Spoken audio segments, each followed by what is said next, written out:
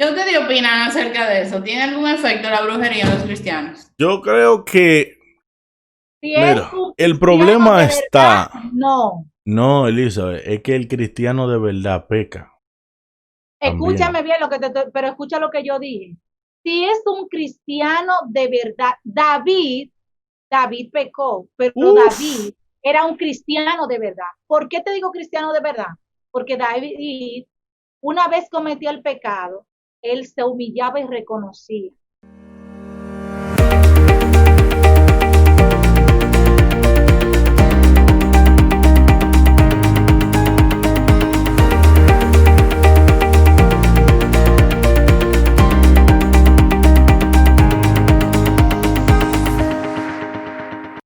hola, ¿qué tal amigos? Bienvenidos a Yo Creo en Dios Radio TV.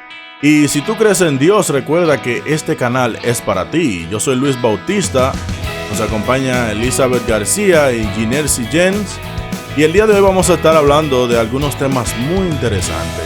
El día de hoy, el primer tema que vamos a estar hablando es el tema de la brujería. Pero la pregunta central de este tema vendría siendo: ¿tiene algún efecto la brujería en los cristianos? O sea, a nosotros los cristianos, si alguien nos hace algún tipo de brujería, ¿eso nos afecta o tenemos una completa protección por medio de Dios? Oramos. Querido Dios y Padre que está en el cielo, en esta hora te damos muchas gracias, Señor, porque sabemos que tú eres un Dios todopoderoso. Aquí estamos dos o tres de tus hijos reunidos en tu nombre para conversar y hablar de tu palabra, esperando que estos mensajes puedan ser de bendiciones para muchos, Señor. Amén. Gracias por tu amor, por tu misericordia, y dirígenos que tus palabras salgan de nosotros para edificar a los demás. Favores Amén. que te pedimos en el nombre de Jesús. Amén. Amén. Yo estoy de acuerdo con lo que dijo Elizabeth de que David pecó muchísimo, pero era un hombre de Dios. Puede que a alguien como David no le afectara la brujería. ¿Qué pasa? Que aunque somos pecadores, una cosa es el pecador constantemente arrepentido o el pecador que no se arrepiente de tal pecado que se mantiene haciendo. Por ejemplo, eh, aquí dice, por ejemplo, ¿qué puertas dejas abiertas? Y cuando dice puertas que uno deja abiertas, quiere decir qué pecado tú tienes ahí escondido por el cual ni siquiera estás pidiendo perdón y ni siquiera estás tratando de eliminar de tu vida, que ese pecado puede dar paso a algo como la brujería. Ese tema ya de la brujería como tal es bien profundo y hay niveles de brujería y hay todo eso que quizá una sencilla no entre, pero una más fuerte, si tiene ese pecado ahí, puede que entre. Es un tema bastante amplio ya del lado de la brujería, pero lo que estamos debatiendo aquí es si al cristiano, a nosotros que buscamos de Dios, nos afecta la brujería. Ok, Luis. Yo creo que un cristiano que esté frío, porque acuérdate que en la iglesia hay muchos tipos de personas. Eh, Nos llamamos cristianos porque sabemos que seguimos a Cristo, seguimos su ejemplo y apreciamos y aceptamos la salvación que Él nos ofrece.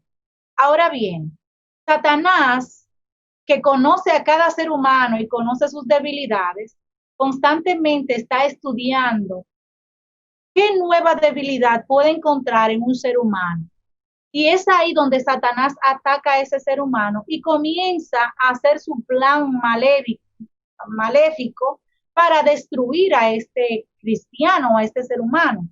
Entonces, yo diría que un cristiano que esté, ahora bien, una persona cristiana si sabe muy bien, porque incluso en la Biblia hay relatos que pasaron esas cosas, que demonios entraron a cuerpo de diferentes personas, pero también sabemos que Dios no nos va a dejar solos y que un cristiano de verdad puede sentir la mano de Satanás, cómo puede obrar en contra de su vida. Pero ahí entra cuando tú crees en Dios, ahí entra cuando tú tienes esa conexión con Dios. ¿Y qué haces tú como cristiano? Comienzas a hablar con Dios, comienzas a decirle, Señor, me preocupa esto, tengo miedo porque yo sé que Satanás existe. yo sé que su maldad es poderosa, pero también sé que tú eres más poderoso y que tu mano puede obrar en mi vida. O sea, no es que el cristiano está fuera del alcance, porque conocemos la historia de Job. Job, Sí. Satanás pudo destruir muchas cosas de Job, ¿verdad? Pero Dios no dejó a Job solo. Dios estuvo ahí con Job. Y eso puede pasar. Satanás puede atacarnos como cristianos, pero no vamos a estar solos y Dios nos va a dar la fortaleza, a diferencia de una persona que no cree en Dios o que está jugando una doble vida. Eso realmente lo Mira, creo. y seguimos. Para que sigamos por ahí, permítanme leerle primera de Juan 4:4. Fíjense la diferencia entre ser hijo de Dios a no ser hijo de Dios frente a la brujería. Primera de Juan 4:4. Hijitos, vosotros sois de Dios y lo habéis vencido, porque mayor es el que está en vosotros que el que está en el mundo. Amén. Mayor es Dios que está en nosotros que el que está en el mundo. O sea que prácticamente el diablo no puede tocarnos siempre y cuando Él esté en nosotros. ¿Me entiendes? Porque mira como Elizabeth señalaba que David pecaba y pecó de manera terrible en muchas ocasiones, pero David se arrepentía de una manera tal que el perdón y el poder de Jehová descendía sobre él. El diablo no podía tocarle. El Así poder es. cuando ¿sabes que siempre se dice ese dicho cristianamente de que el demonio tiembla y huye delante de un cristiano de rodillas? Porque que en el momento que tú te arrodillas, y no necesariamente arrodillar, porque esa es la manera reverente más común de hablar con Dios, pero hasta parado donde tú te encuentres en un lugar, que tú cierres los ojos, que tú mires al cielo, que tu mente empiece a hablar con Dios, inmediatamente tú estás conectado al poder de Dios. Y es bueno saber estas cosas, como dice aquí, hijitos, vosotros sois de Dios, somos de Dios, los que habéis vencido, porque mayor es el que está en vosotros que el que está en el mundo. Pero mira como dice aquí, los que habéis vencido.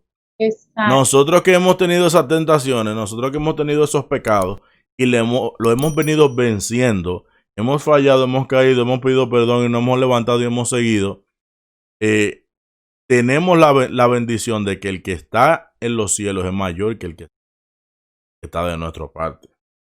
Luis, eso es como que si tú estás como los pollitos, tú estás debajo de la gallina, o sea, debajo de las alas de la gallina, ahí estás protegido, ahí no te va a pasar nada. Pero si tú sales debajo de las alas de la gallina, que Exacto. es tu protectora, ¿qué va a pasar contigo? Cualquier cosa puede pasar. Puede pasar. Y eso mismo pasa.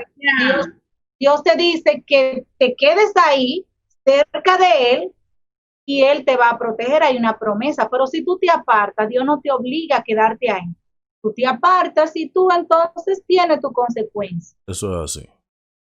Yo quería aportar en ese sentido que Luis dijo algo al principio que es muy importante. A veces uno tiene una puerta abierta y no se da cuenta, aún estando dentro del evangelio y dentro de la iglesia. Hay cosas de nuestra vida pasada, porque dice que cuando ya tú te conviertes, nueva criatura eres. Sí. Pero cuando esa conversión y ese arrepentimiento no es total y tú por completo no te entregas a los brazos de tu padre, como dice Elizabeth ahora, pues a veces uno arrastra conductas de esa vida pasada, aún estando en el evangelio, y no se da cuenta que esas cosas le dan cabida al enemigo para que use nuestras debilidades.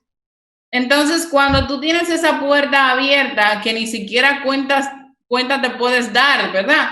Porque hay conductas que tú sigues arrastrando de tu vida anterior. Por ejemplo, el orgullo. Hay cristianos que siguen con un orgullo y se ofenden con facilidad, incluso dentro de la iglesia, con otros hermanos. Quizás la criticar al vecino, al primo, al otro, ¿no? Esas conductas a veces... a quien no lo ha identificado, ¿verdad? Que la tiene, que la arrastra, pues le sigue dejando puertas abiertas a Satanás de que use esas debilidades y entonces los use en su contra, ¿verdad? Es por eso que siempre debemos pedirle a Jehová que sea su espíritu que more en nosotros y que nos transforme.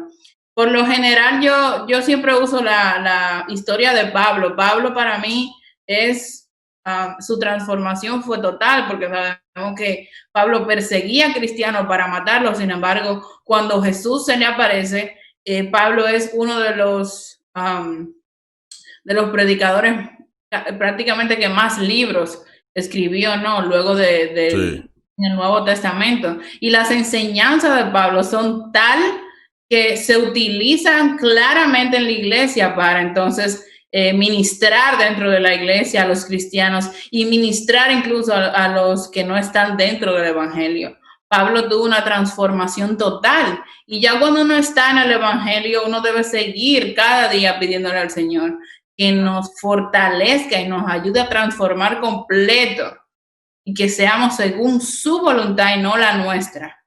Ahí es donde nosotros nos perdemos y creemos que es nuestra voluntad y son nuestras acciones. No, que sea la acción de Jehová, que sea Jehová quien ministre nuestras vidas, que sea Jehová el que ponga el orden y no nosotros.